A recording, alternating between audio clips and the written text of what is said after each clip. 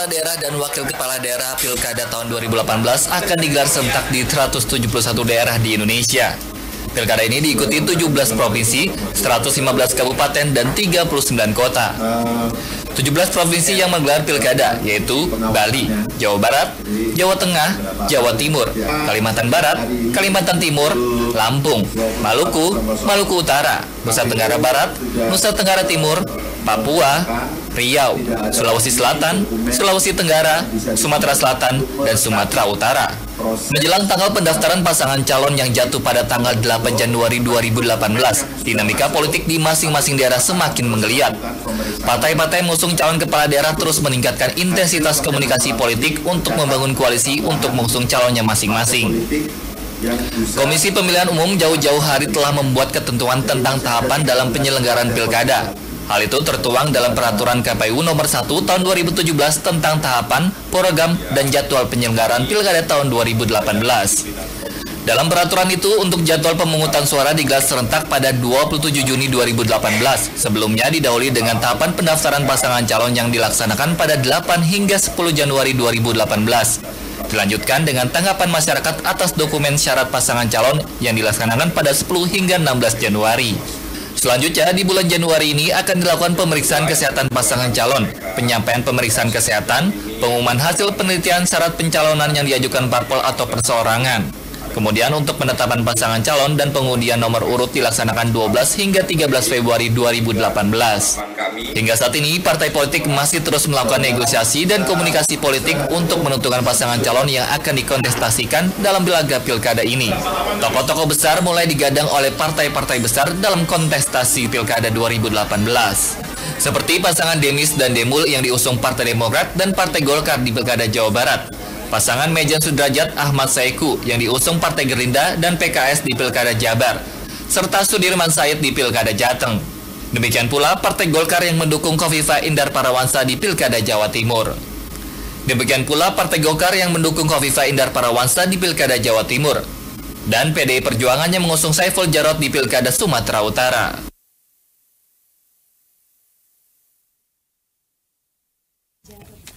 Iya, selamat malam pemirsa. Jelang pilkada kembali hadir menjumpai Anda. Dan tema kita malam hari ini adalah calon tunggal pilkada serentak 2018. Dipastikan 11 daerah memiliki calon tunggal dalam kontestasi pilkada 2018. Dan bersama saya untuk membahasnya sudah ada Komisioner KPU RI Pak Wahyu Setiawan. Selamat malam Pak Wahyu. Selamat malam Mbak. Pak Muhammad Afifuddin, Komisioner Bawaslu. Pak Afif, selamat malam. Selamat malam Mbak Yu. Bu Titi Anggraini dari Direktur Eksekutif Perludem, selamat malam. Malam Mbak. Saya ke Pak Wahyu dulu. Ini ada 11 daerah yang dipastikan akan pilkada dengan calon tunggal. Regulasinya seperti apa? Apakah berbeda dengan yang mempunyai calon lebih dari satu? Berbeda.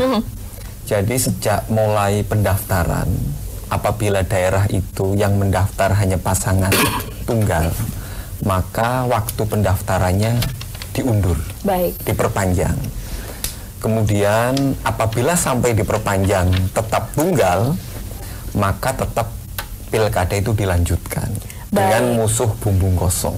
Oke, sampai sekarang berarti masih dibuka pendaftarannya untuk 11 daerah yang dipastikan memiliki calon Sudah tunggal? tidak, sudah tidak. Ini kemarin pada waktu pendaftaran mereka sempat menunda pendaftaran, memperpanjang. Baik, artinya sudah dipastikan ini 11 daerah sudah pasti akan menjalani pilkada dengan calon tunggal. Pak Afif, untuk yang calon tunggal ini pengawasannya nanti seperti apa di lapangan? Mulai dari proses awal sampai nanti. Ya, sekarang ini beberapa daerah memang masih menyoal tentang calon perseorangan yang dukungannya dan seterusnya disengketakan itu. Kayak di Lebak itu kayaknya masih berproses, sama di Deli Serdang masih berproses, meskipun sebagian masih bilang kayaknya tensinya tetap akan tunggal gitu.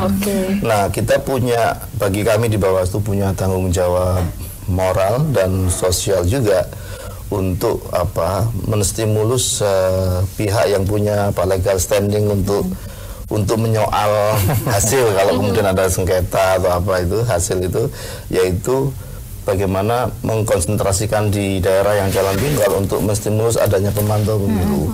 Makanya kami sudah skemakan di daerah yang calon tunggal akan ada treatment khusus, termasuk keinginan kita agar muncul pemantau di tingkat lokal yang ini menjadi amanat undang-undang, sehingga kalau ada hal-hal atau kejadian mereka bisa menjadi saksi, menjadi pemantau yang akan mengawasi prosesnya.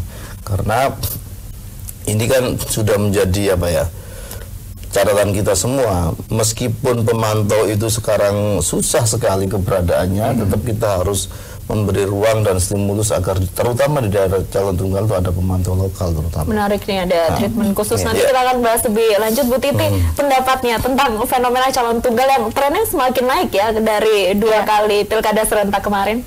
Calon tunggal itu awalnya jadi solusi karena di tahun 2015 ada semacam blockingan dari partai-partai tidak mau mengusung calon supaya pilkadanya ditunda. Jadi waktu itu pada awalnya hanya ada 1 calon mendaftar, diperpanjang, tidak ada yang tetap mau mendaftar.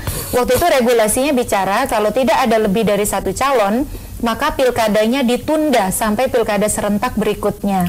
Nah, jadi waktu itu ada situasi di mana partai-partai memang tidak mau mengusung calon karena supaya pilkadanya ditunda, karena mereka tidak siap dengan calonnya. Maka kalau kita lihat ada konfigurasi yang berbeda antara calon tunggal 2015 dengan calon tunggal setelah 2015. Jadi setelah dari sana kan keluar putusan MK nomor 100 tahun 2015 yang mengatakan calon tunggal konstitusional setelah ada upaya yang maksimal dari penyelenggara pemilu untuk membuka ruang agar tersedia lebih dari 1 calon. Di 2015 itu calon tunggal ada 3, tapi yang mengusung itu paling banyak 3 partai. Jadi 1 calon dia calon tunggal, tapi pengusungnya paling banyak tuh 3 partai. Tetapi semakin ke sini itu seperti diborong berjamaah. Nah, di 2017 pilkada serentak gelombang kedua pasca calon tunggal dianggap konstitusional, calon tunggal itu ada yang diusung sampai 100% kursi di DPRD itu mengusung 1 calon. Jadi ada perubahan tren, Mbak. Awalnya calon tunggal itu jadi solusi untuk keluar dari blockingan politik atau kebuntuan politik. Berikutnya menjadi solusi dari politik pragmatis. Karena daripada kompetisi habis uang banyak, kemudian calonnya kalah gitu ya, udah kita usung saja deh calon yang popularitasnya paling banyak dan calon tunggal itu cita rasa petahana. Dari semua calon tunggal dari 2015 sampai 2018 hanya 2 yang tidak petahana. 1 di Kabupaten Landak, itu pun setara tidak langsung sebenarnya bagian dari petahana karena anaknya gubernur yang sedang berkuasa. Tapi wakilnya adalah petahana wakil bupati. Itu di Landak 2017.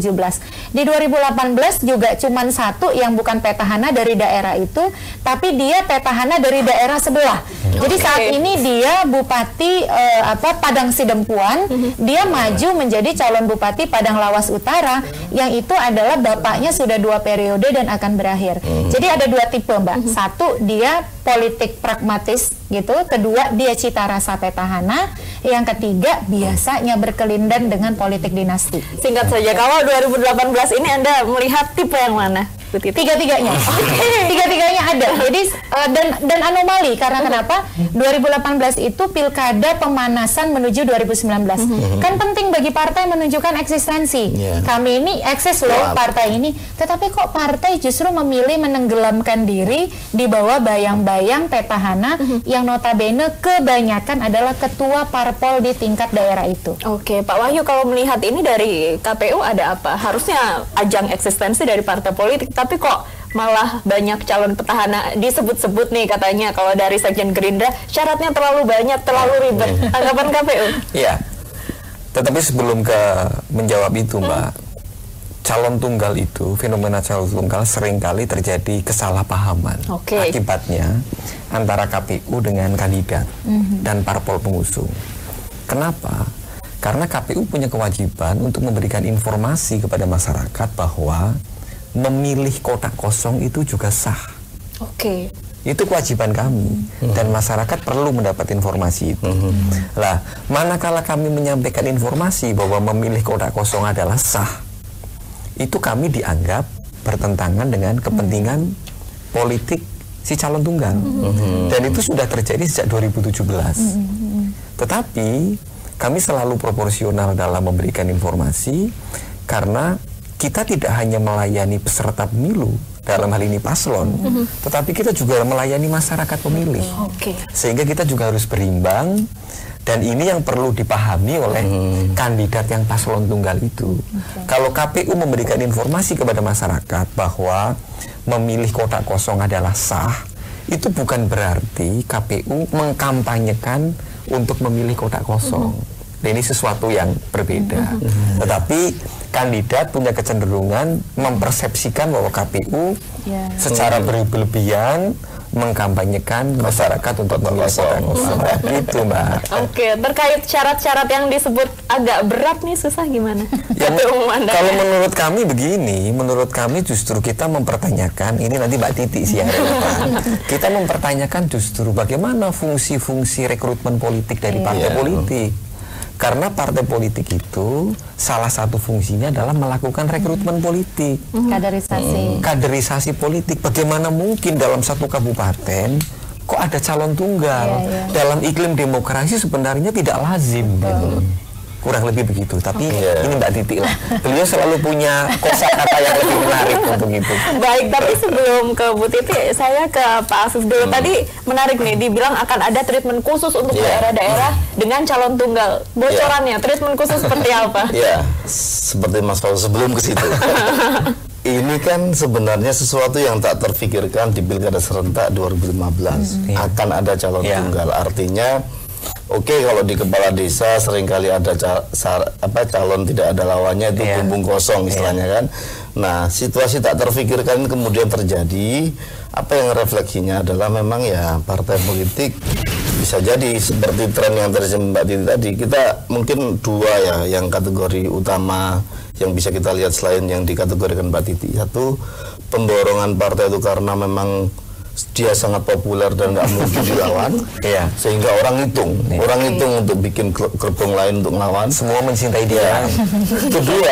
Kedua, pemborongan dalam arti pengkondisian partai-partai untuk mendukung dia. Nah, dua tren ini saya kira yang masih terjadi. Kemudian bermotifkan petahana, kemudian politik dinasti dan seterusnya tadi.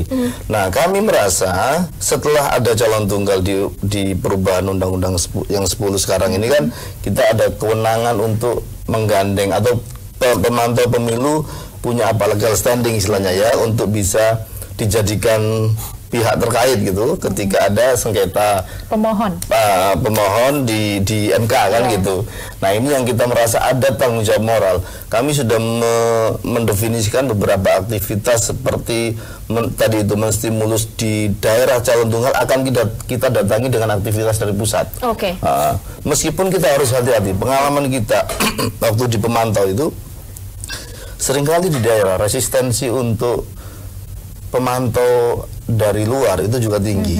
Malah sebenarnya kadang-kadang tim pemantau lokal itu ya bagus kalau ada yang benar-benar netral. Kita juga harus antisipasi ini menjadi pseudo pemantau yang kemudian menjadi tim sukses. Itu yang juga kita antisipasi. Baik, menarik sekali. Sebelum ke Bu Titi, kita lanjutkan usai jeda. Pemirsa, tetaplah bersama kami di Jelang Pilkada kembali saat lagi.